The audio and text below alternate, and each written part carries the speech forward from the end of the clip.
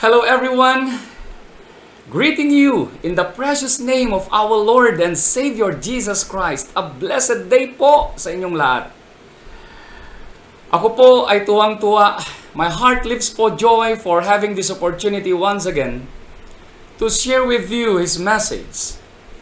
Of course, to nourish our spiritual selves in knowing His will. Of course, to heighten our spirit as we serve Him. We give all the glory, honor, and praises to His name for this beautiful day once again, providing all our necessary needs in this life. Ganyan po kabuti ang ating Panginoon. And most especially, we thank Him for the opportunity to be gathered together for us to give our thanks and praises unto Him. Yes, touching heaven, touching earth. What a beautiful theme for this church year with regards to our relationship with the Lord and our relationship to our fellow men. And for this quarter, we are discussing about touching heaven through growing in Christ. Actually, last Sunday, I have touched once again this theme about growing in our knowledge about Jesus Christ, and this focuses on discipleship. Napakaganda po. And for this month, wow, touching lives through discipleship. There are a lot of people surrounding us na kailangan po nila tayo in order for them to be helped also na maabot yung isang kaaya-aya na pamumuhay that God wants us to have in this life. And so with that, reading from the book of Matthew in chapter 28 in verse 19 and 20. May I request everyone to please stand as we give honor to God and His words in reading it. Tayo pong lahat ay tumayo. And Matthew 28 verse 19 and 20 says, "Therefore, go and make disciples of all nations, baptizing them in the name of the Father and of the Son and of the Holy Spirit, and teaching them to obey everything I have commanded you. And surely I am with you always to the very end of the age." Let us bow our head and feel the presence of the Lord as we pray. Our loving God, once again, O Lord, we humbly come unto you, thanking you for this opportunity once again, not only to enrich our knowledge with regards of your will, but most of all, Father God, for us to feed our spiritual selves, for us to be strengthened. And thank you once again for your words. Thank you for these writings. Thank you for these words of your Son Jesus, commanding us to go.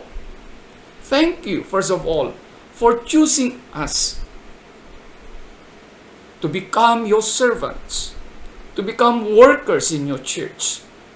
And thank you for the opportunity, Father God, for us to understand this very important ministry in our lives about discipleship. And so, Lord, open up our heart and our mind for us to fully understand, to fully grasp your will. I-bless niyo po ang bawat isa ngayon.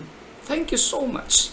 And forgive us, O Lord, for the trespasses that we have committed against you. Cleanse us, O Lord, for us to be worthy once again in receiving your word. This is our prayer in Jesus' mighty name. Amen and amen. The congregation now may be seated. With regards to these verses, let me then discuss to you, brethren, about the joy of making disciples. Ito po yung tema na naibigay sa akin to discuss with you this morning. And the joy of making disciples was rooted from a transformed life, focused on following Jesus.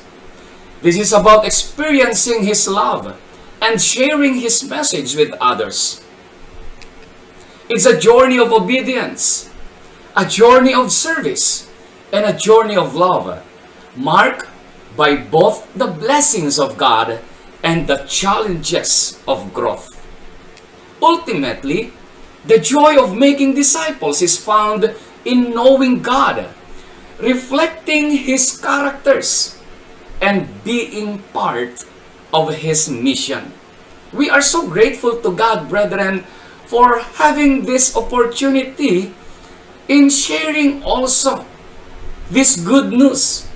Yung sinasabi noon ni Jesus Christ sa kanyang mga alagad. And so I would like to discuss with you about the different dimensions of the joy of making disciples. So ito po yung una. Dimension number 1. The origin of joy in making disciples. Meaning, we are discussing about the source of joy in making disciples. That I myself, pwede ko pong sabihin, napakasaya. Ang maging isang pastor. Napakasaya ng maging isang discipler. Napakasaya ang magbahagi ng kanyang mga salita. Why? Number 1, that is because of the salvation and the relationship that we have with Him.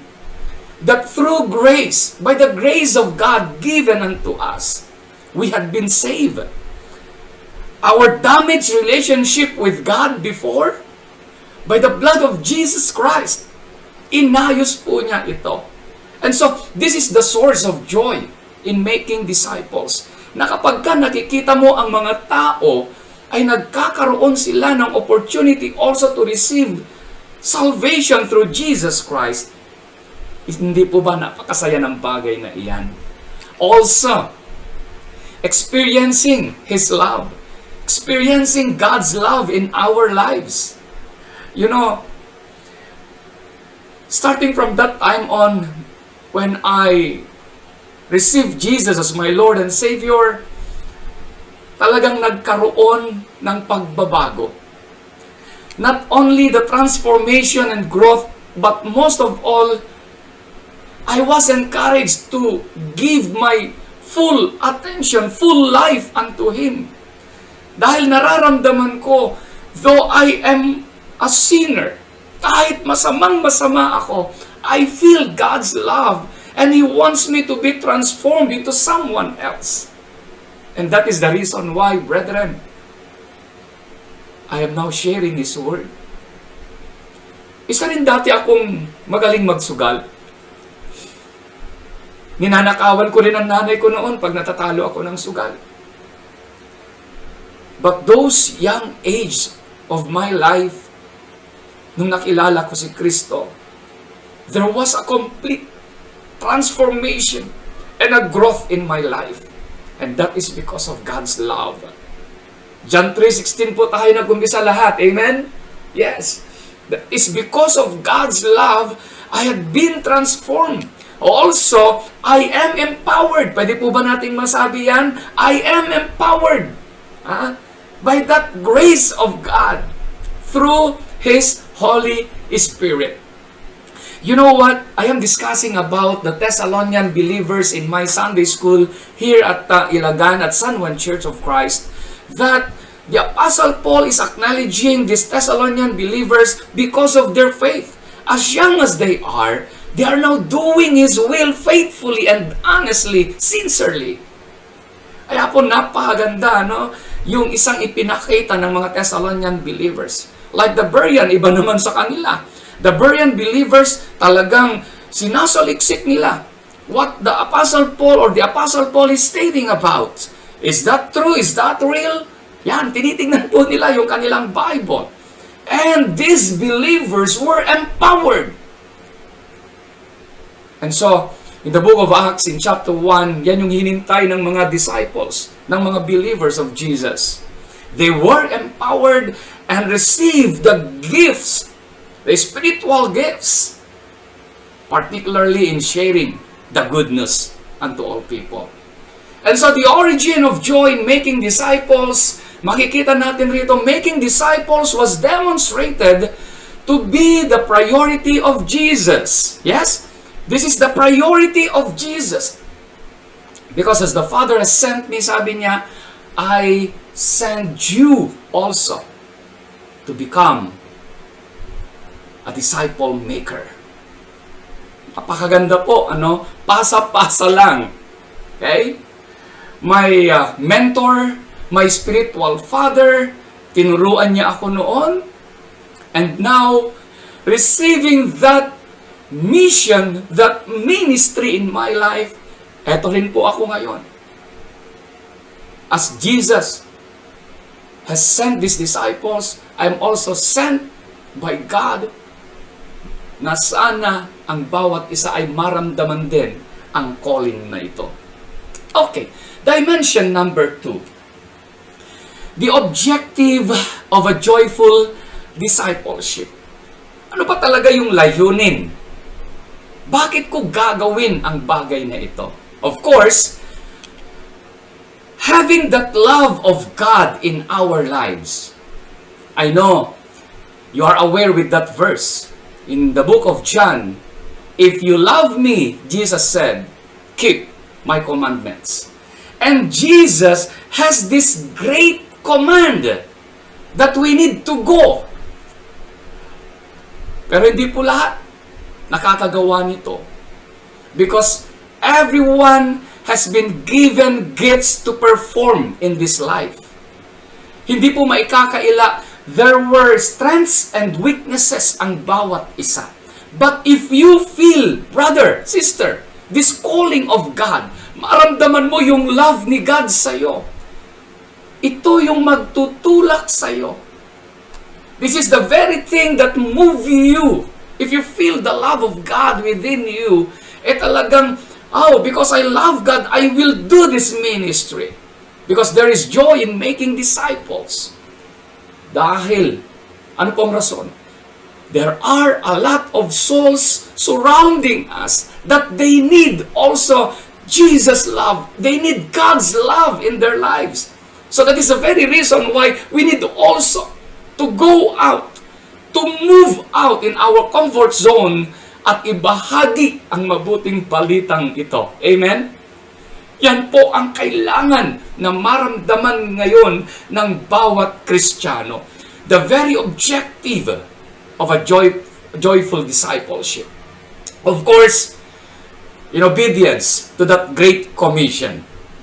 Go and make disciples. Okay? Go and make disciples. Okay? Teaching them to obey everything I have commanded you. Of course, maaaring sabihin natin, Pastor, trabaho niyo po yata yan. Yes, that is our main job, our main focus. But, if God is choosing you now, because you have the talent, you have that convincing words within you, because God's love is in you at gusto mo ring maibahagi. Di ba? Napaganda rin. In obedience to that great commission. Now, may I ask this? Going back to that verse in Matthew 28, verse 19 and 20. In verse 18, Jesus said, all authority in heaven and on earth has been given to me. Ayan yung statement ni Jesus Christ. So therefore, sabi niya, go. May sinabi ba siyang pastor? Or pastor lang? Wala po. Everybody's business po ito. So, if you feel that calling of God, please, do not hesitate. Kailangan na po ng mundo na maibahagi sana ang mabuting balitang ito. So, inuutusan po tayo ngayon ng Panginoon. I know, many of us are very busy. But in our mission work, in our mission field, sa lugar kung saan tayo nagtatrabaho, ay pwede pala nating maibahagi rin ang pag-ibig ng Diyos sa ating kapwa. Yes? Okay. May magagawa po tayo in obedience to this great commission. Also, like Jesus Christ, ito yung gusto niyang maramdaman at matutunan natin. Learning perseverance and sacrifice. Wow! Buong buhay ng Panginoong Jesus, ibinigay niya sa mission work. How I wish, sabi ko nga, especially now that nakatali po ako ngayon sa Department of Education as a classroom teacher. Talagang nahihiya ako minsan sa sarili ko. Lord, sabi ko, pagod ako pero gusto kong lumabas, kaya lang my body, tulad po ng boses ko po ngayon, pagod sa pagsasalita sa mga makukulit, malilikot, maiingay na mga estudyante. But still, in the lives of this student, as my prospect, considered as my prospect, ipinapaabot ko palagi ang pag-ibig ng Diyos. Honestly speaking, talagang yung Book of Proverbs, yan yung palagi kong ibinabahagi sa kanila related doon sa aming topic. Kaya nga sabi ko palagi, ang pangalan ko na nga sa kanila, Sir Kabutihang Panlahat. Because my ending words always in my teaching unto them, gumawa palagi ng kabutihan. Kahit masama ng ginagawa ng ating kapwa sa atin, gumawa pa rin tayo ng kabutihan.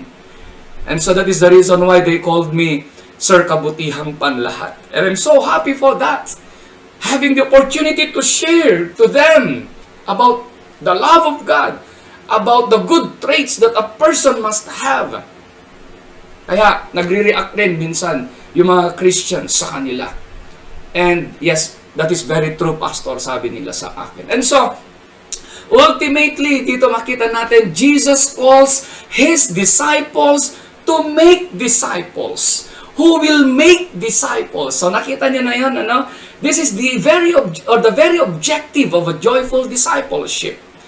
Okay? You are made to become a discipler.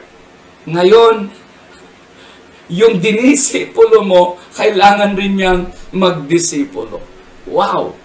It is through this factor of multiplication that Christianity has grown and spread into every nation of the world. You know, yung simple, yet, sabi ko nga, very effective technique. Bantayan mo lang yung isang tao. So parang ito yung sinasabi ko palagi. One life, one soul. Okay, paano to? In 1 year, o just imagine in 1 year, babantayan mo ang isang kaluluwa na gusto mong ilapit kay Kristo. For 1 year, one life, one soul. Na idadala mo kay Kristo. Natuturuan mo para kay Kristo. Now, example, ilan po kayo sa church ngayon? Assuming may 100 members. Okay? Mag-isip na po tayo. 100 members. For 1 year. Today is July 20. Okay? 2025. Pagbalik natin ng 2026 ng July, ilan na po ang member ng church because of that one life, one soul program in a year? Magiging 200 na po siya. And yung 200 souls na yan, honestly, passionately, na naghanap again ng another one soul, one life for 1 year. Ilan na po yung members ng church for the year 2027? Yung 200 magiging 400 souls. Wow! Purihin ang Panginoon. If we have this so-called heart passion na sundin yung sinasabi ni Jesus Christ that we need to go and make disciples. Again, hindi po sa pilitan ang bagay na ito, but God is encouraging us now. Kasi, how about kung yung pamilya po natin, isang member ng family, wala pa kay Kristo, hindi bang maganda na siya yung unang project mo ngayon, kapatid? Yung asawa mo. How about if wala na tayo sa buhay na ito, and then you are in heaven, then hanapin mo yung anak mo, yung asawa mo, nasa hell sila. Hindi ba tayo makukonsensya? Kaya nga, I'm so much grateful for the plan of God na binalik niya ako dito sa Ilagan, for me also to minister to my family. Sa aking tatay at nanay, mga magulang, I should say, sa aking mga kapatid. And I'm so happy having this opportunity. Kaya po, the objective of a joyful discipleship. And dimension number 3, eto na, tulad ng nararamdaman ko, the overflow of joy in making disciples. Okay, with regards to this, tignan natin yung magiging impact niya. The impact is, nabilang na po natin. For 1 year, magdodoble po. 2 years, another. So yung impact niya, most especially, yung ipinakita mo sa buhay mo na klase ng paglilingkod, gagayahin yan ng dinisciple mo, and then going on. Yun po yung magiging impact niya. So the overflow, talagang magsasaya ang kalangitan. Tama? Magsasaya ang Panginoong Diyos if everyone is doing their mission. Kaya po, minsan talagang I'm very sentimental kapag dinidiscuss ko po ang bagay na ito. Why? Kasi yung puso ko talaga, gustong-gusto ko talaga na bawat isa maramdaman ang tawag na ito ng Panginoon, that we need to go to make disciples because this is God's will na gagawin na sana ng tao sa mga panahong ito dahil napakasama na po ng mundo. At ayaw ng Panginoon na mapahamak ang bawat isa. So looking to that impact also, pagkakaroon na rin tayo ng tinatawag na eternal perspective. Okay, hindi lamang po ito parang ngayon lang or next month and then the following months ay wala na naman. No, this perspective nais ng Diyos from the time na nandyan si Jesus Christ, andyan si Apostle Paul who is very active with regards to this making disciples. Ang gusto ng Panginoon, ganun din tayo. Imagine, parang tamad yata ako, isang kaluluwa lang, in 1 year. Pero tingnan niyo yung impact niya, yung makikita nating perspective niya, di ba? Anihin mo yung 10 kung, di ba? Hindi naman founded ng maayos. Wherein yung isa na pinagsama-sama mo, pero kung kaya mo ng 10, wow, praise the Lord, ang galing, di ba? Okay yan. And so, dito titingnan po natin, kung papaano po natin ingatan, alagaan, at gabayan ang mga taong iyan na gusto nating ilapit kay Jesus Christ. Okay? And of course, yung legacy ng ating pananampalataya. You know what? May sinabi pa ako noon sa isang church na pinaglingkuran ko. Sabi ko sa kanila, mga kapatid, yung nahanapan mong kaluluwa na yan, na sa panahon halimbawa lang na wala siyang pamasahe papunta ng church, ibigay mo yung pamasahe niya. Round trip. Para sure, maririnig niya ang mensahe ng Diyos. He will remain faithful unto God because of the legacy that you are showing him or showing her. Ipakita mo yung pag-ibig ng Diyos sa iyo na maramdaman rin niya. Mga ganun, yung mga statement ko. And so, the overflow of joy in making disciples, yung impact niya, yung eternal perspective niya, and the legacy na makikita nila sa ating Panginoon. Now, do not forget this promise of the Lord Jesus. Anong sinabi niya? I am with you always, even to the end of the world. Wow! Wow! Like the promise of God to Joshua. Okay? Pero ito, kahit saan ka magpunta, I am with you always. Yan ay pangako ng ating Panginoon. And so these dimensions, may we always remember this O, the origin, the objective, the overflow of the joy in making disciples. Kaya, yung process, mga kapatid, I would like to adopt this sa isang pastor. Yung picture and process kasi, andun yung faith natin kay Jesus Christ. So, with that trust or faith that we have in God, mabigyan sana siya ng honor by making disciples. Yun po yung sinasabi niya. But in the process, eto makikita po natin, we need to engage. We need to empower that person. We need to establish yung magandang legacy sa taong ito. So, ito yung picture niya, ito yung process niya. So, tingnan mo ng maigi. Kaya ko bang gawin ito? Yes. By engaging to that person, by empowering that person, by establishing yung magandang foundation sa kaluluwang iyan. Okay. And so, according to Pastor John also, meron din siyang sinabi na medyo may tama sa akin ng minsan, and to every Christian. Every disciple is a Christian, sabi niya, but not every Christian is a disciple. I repeat, every disciple is a Christian. Yes, of course. Yung mga believers nga, matawag silang Christian but not every Christian is a disciple. So, we accept this fact na talagang yan ang katotohanan sa buhay na ito. Dahil may ibang talent. Hindi po pare-parehas yung gift na tinanggap po natin. May kanya-kanya pong talent ang bawat isa. Hindi mo kayang gumawa ng disciple but you can finance. Wow! You can share your talent by having the treasure that you have.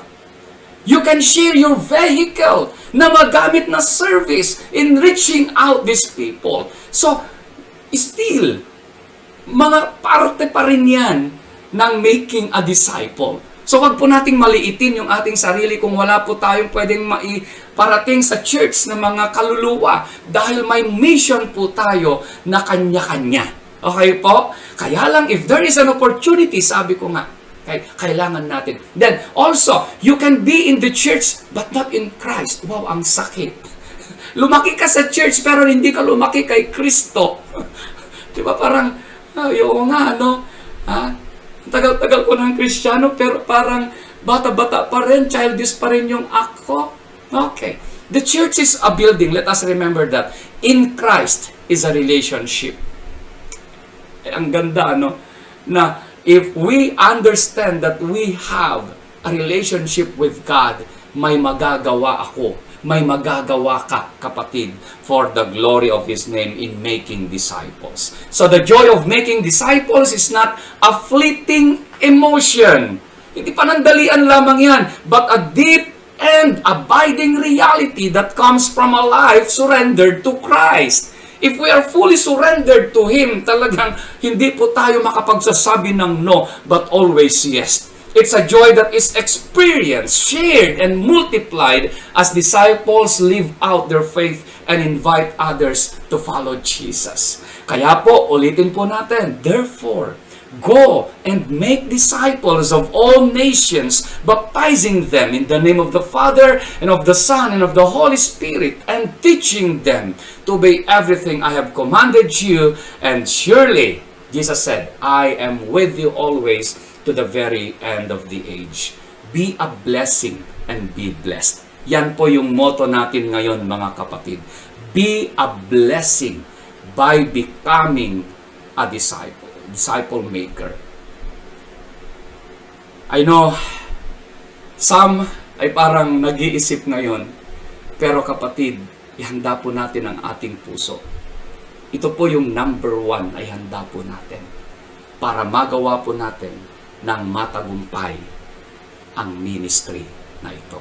Once again, be a blessing and be blessed. Good morning and God bless everyone.